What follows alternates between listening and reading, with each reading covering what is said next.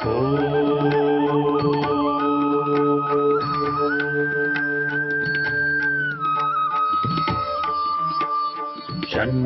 मित्रः शं वरुणः शन्नो भवत्वर्यमा शन्न इन्द्रो बृहस्पतिः शन्नो विष्णुरुक्रमः ॐ शान्ति शान्ति शान्तिः।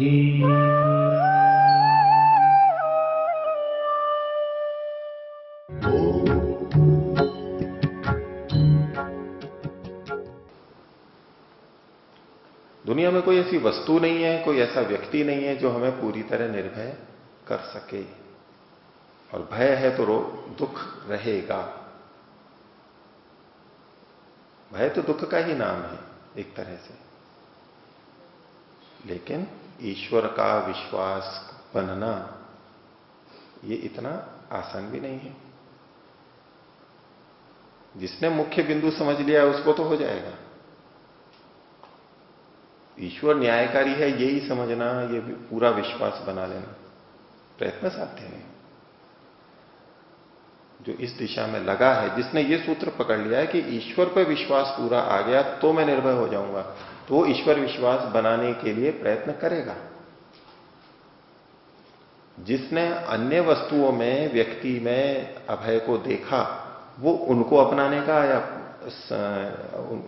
लेने का, को अपनाने का प्रयास करेगा। मित्रों का है तो वो मित्र बनाने में लगेगा। क्यों मित्र बना लेते हैं? कहते हैं भाई समय पे काम आएंगे। वो बीमार होते हैं तो हम उनकी देखभाल के लिए जाते हैं कि भाई कभी मैं पढ़ूंगा तो वो भी आएंगे। अनुचित नहीं है इसमें, ये कोई स्वार्थ वैसा निंदित स्वार्थ नहीं है, ऐसा सोचा जा सकता है, उचित है।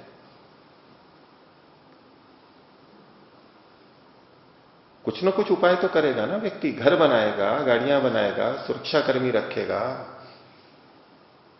औषधियां रखेगा, अन्न संग्रह रखेगा, बैंक बैलेंस रखेगा, कुछ तो करेगा वो। जिसमें वो अभय देखता है उसको अपनाने के लिए, बढ़ाने के लिए, संरक्षण के लिए प्रयास अवश्य करेगा। सब ऐसा ही कर रहे हैं। कौन ऐसा व्यक्ति है जो इसके अनुसार नहीं चल रहा है? अपने अपने ज्ञान सामर्थ्य के अनुसार इन्हीं चीजों को तो हम इकट्ठा करने में लगे हुए हैं जिससे हमारी निर्भयता बढ़े, दुख कष्ट कम आए, इसके लिए सब लगे हुए हैं। तो जो व्यक्ति ये समझता है कि इन वस्तुओं और व्यक्तियों से मुझको निर्भयता आएगी, वो उसी तरफ लगा हुआ है।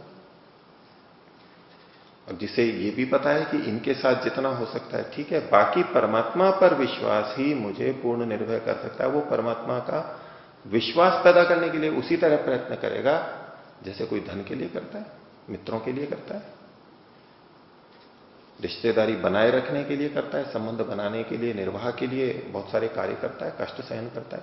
ऐसे ही ईश्वर विश्वास के लिए करेगा। और ईश्वर विश्वास के उपाय आप सब जानते ही हैं, करते ही रहते हैं। शास्त्र बड़े कारण हैं, उस पर चिंतन मनन है, लोगों के जीवन को देखना है और देखना है, निधिध्यासन करना है, यही उपाय है। इनको जो जितना करता चलता है साथ में, वो तो ये कह सकता है वैराग्य में वा भयम, नहीं तो नहीं कह सकता, नहीं तो भय रहेगा। हाँ। अगर ये बहुत बड़ा कारण है, इसलिए हमें विश्वास नहीं होता है कि ईश्वर सीधे सीधे आके तो देता नहीं है। इसलिए वैसे प्रत्यक्ष गम्य नहीं है उस तरह से जैसे मनुष्यों का होता है। इसलिए सब लोग मनुष्यों पर ही विश्वास करते हैं, मनुष्यों के आधार पर ही निर्भयता को प्राप्त करने के लिए प्रयासरत है। लेकिन परोक्ष का तो नहीं देख पाते। तो देवता तो वही होता है जो परोक्ष प्रिय होता है। प्रत्यक्ष से द्वेष करता है, वो द्वेष मतलब प्रत्यक्ष का जितना है उतना ही मानता है। अब ईश्वर पे विश्वास लाने के लिए शास्त्र पे विश्वास बहुत आवश्यक है कि वेद में ऐसा लिखा है, वेद में ऐसा लिखा है तो ऐसा ही होगा। इससे उपाय हो सकता है, लेकिन वेद पे विश्वास कैसे है, ये फिर अपने आप में प्रश्न है। कैसे हम इन वेद मंत्रों पे इतना विश्वास कर लें? उसके लिए वेद का अध्ययन, यहां जो बातें लिखी हैं, इतनी सारी बातें, ये ठीक है, ये ठीक है, ये ठीक है, तो ये भी ठीक होगी। आपको अनुमान करना ही होगा, अनुमान का प्रयोग करना ही होगा, वो भी एक प्रमाण है। तो केवल प्रत्यक्ष के आधार पे आप चलोगे तो, या प्रत्यक्ष के आधार पे तो बेटे बेटियों पे भी विश्वास नहीं कर सकते, आपका प्रत्यक्ष से ही खंडन होगा। आप धन के आधार पे पूरा विश्वास नहीं कर सकते, प्रत्यक्ष से ही आपका खंडन होगा। पैसे वाले भी भयभीत होते हैं और दुखी होते हैं। आपको अपने शरीर पे विश्वास है, शरीर वाले भी कितने सुंदर या स्वस्थ हों, वो क्या क्या हो जाते हैं। आप प्रत्यक्ष पे देखोगे तो प्रत्यक्ष में दूसरों में कहां है, आप परमात्मा को छोड़ करके और दूसरी जगह भी आप प्रत्यक्ष को घटाओगे तो कहां घट रहा है?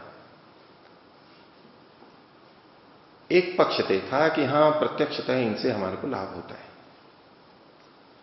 एक अंश देखा है, दूसरा अंश नहीं देखा कि इनसे लाभ नहीं होता, उल्टा हानियां भी होती हैं इनसे, उसको तो देख नहीं रहे।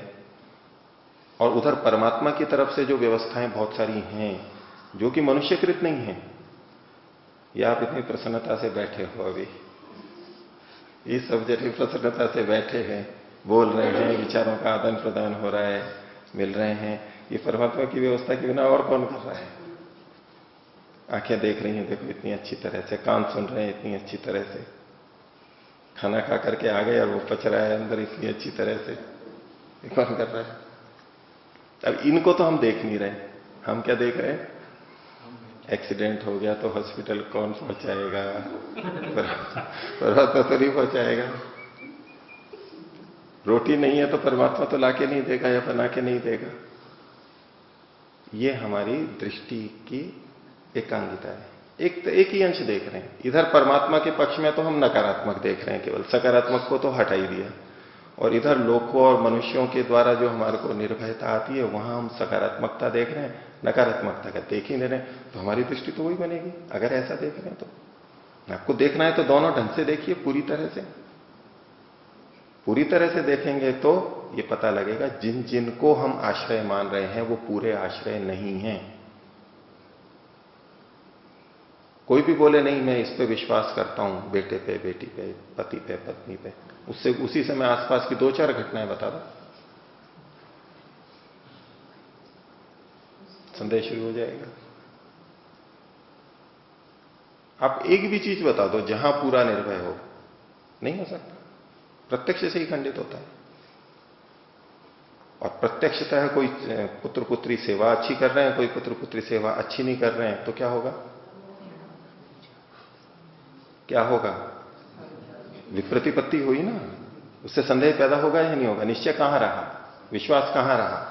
ऐसा भी हो सकता है, ऐसा भी हो सकता है। संदेह का आधार ही है, संदेह ऐसे ही पैदा होता है, कहीं हो रहा है कहीं नहीं हो रहा है, निश्चितता नहीं है, अविश्वास होगा।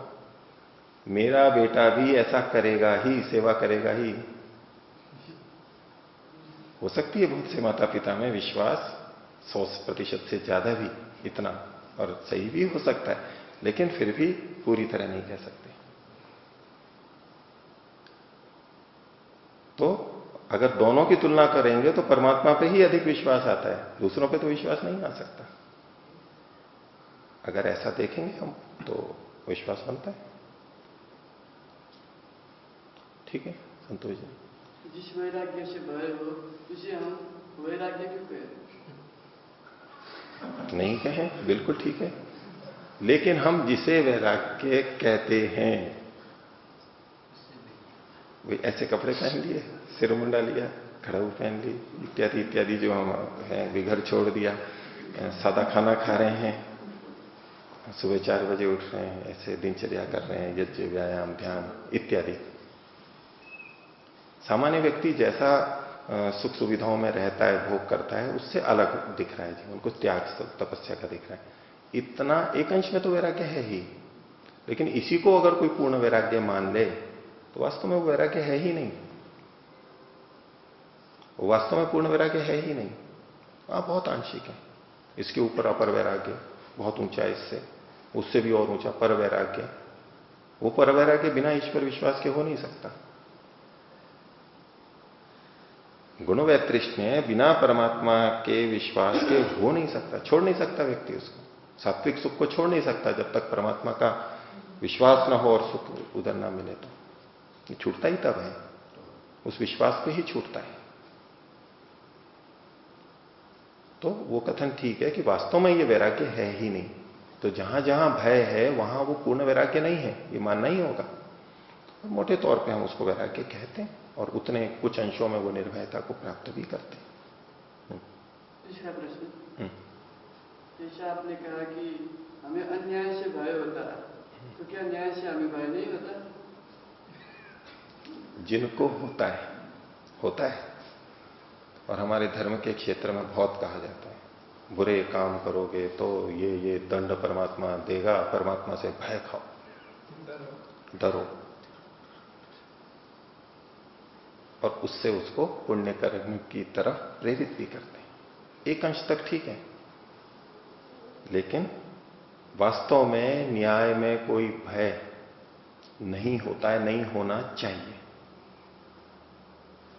बीच में एक वाक्य मैंने उस तरह का बोला भी था कि जो मेरे को अपने पाप कर्म का दंड मिलेगा वो भी ठीक ठीक मिलेगा, और वो मेरे सुधार के लिए है, मेरे हित के लिए है, मेरी प्रगति उन्नति के लिए आवश्यक है वो भी। अगर ये दृष्टि है तो न्याय में कभी भी भय नहीं होगा। मूल तथ्य यह है कि न्याय में कभी भय नहीं होगा, और जहां जहां भय होगा वहां अन्याय में होगा। अगर विद्या युक्त है व्यक्ति, तो जो अविद्या से युक्त है वो न्याय में भी भय देखेगा। विद्यार्थी ने दोष किया, अब साथी अध्यापक को बता देता है तो उसको लगता है दंड मिलेगा मेरे को, भले ही न्यायपूर्वक मिलेगा, लेकिन वो अभी के ही कष्ट को देख रहा है, डांट को देख रहा है, पिटाई को देख रहा है, तो उसे भय लगेगा। लेकिन ये उसकी अविद्या है। मैंने पाठ याद नहीं किया, डांट पड़ेगी, अब उसको भय लग रहा है, ये उसकी अविद्या है।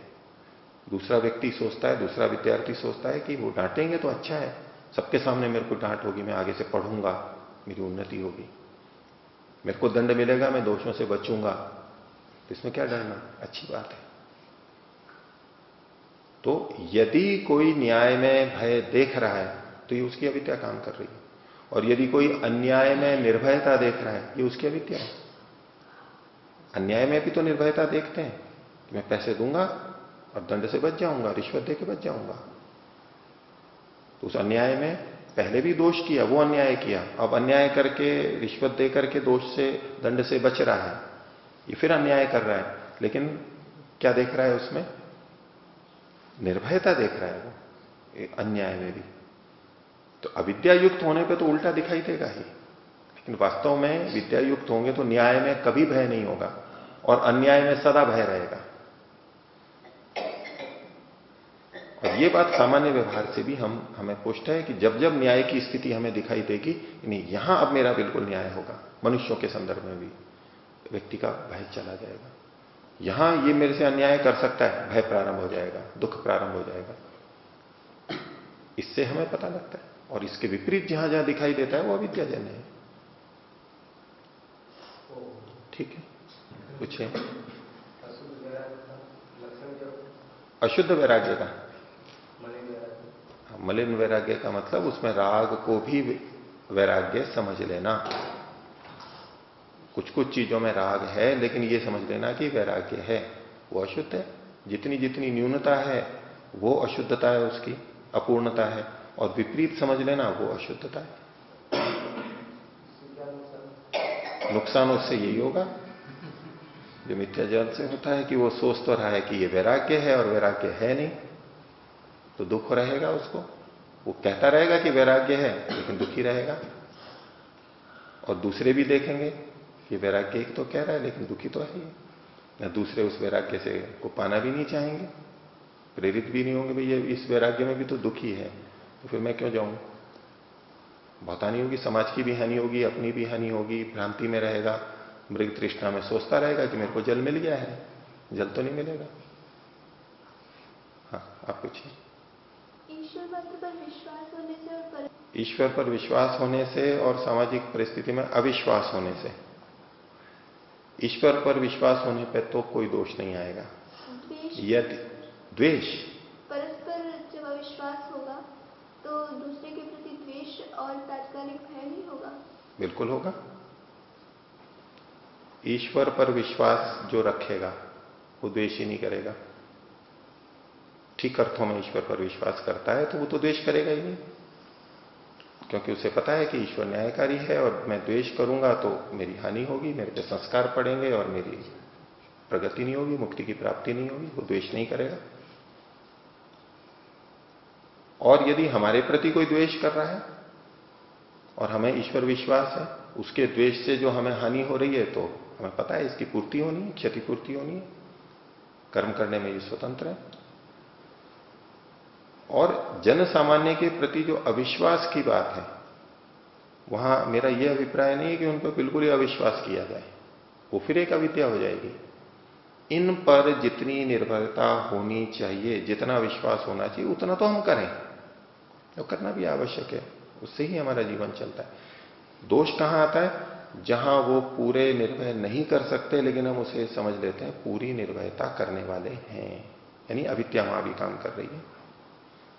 जितना जितना उनसे लाभ होता है, जितना हम उनको लाभ दे सकते हैं, निर्भयता होती है, उतना तो मानना ही चाहिए। दोष वहां है जब हम उसी को ही पूरा मान लेते हैं और जो पूर्ण विश्वास है ईश्वर का, उसको छोड़ देते हैं।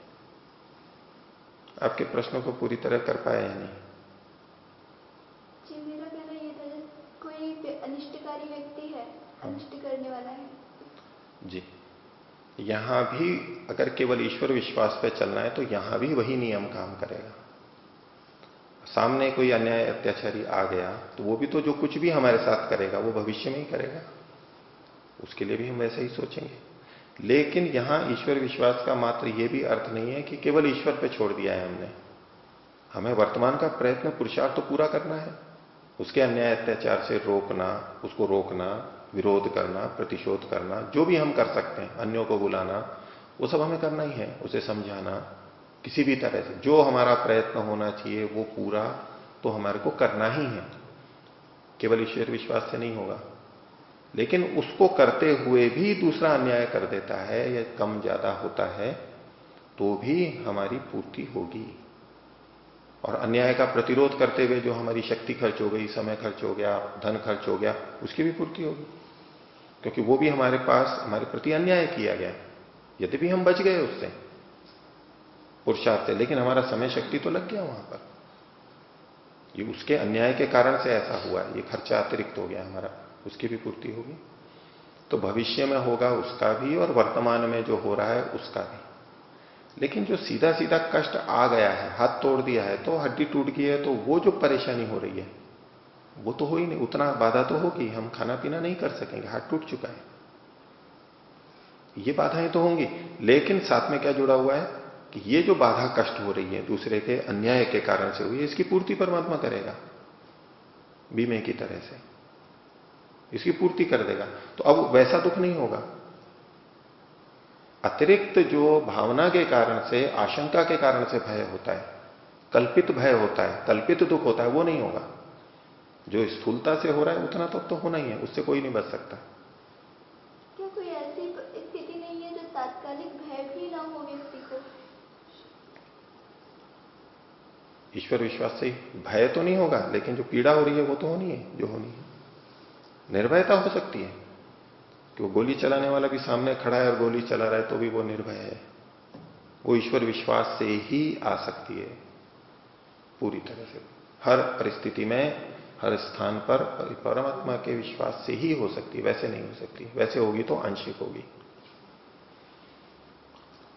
ठीक है, इतना रखते हैं।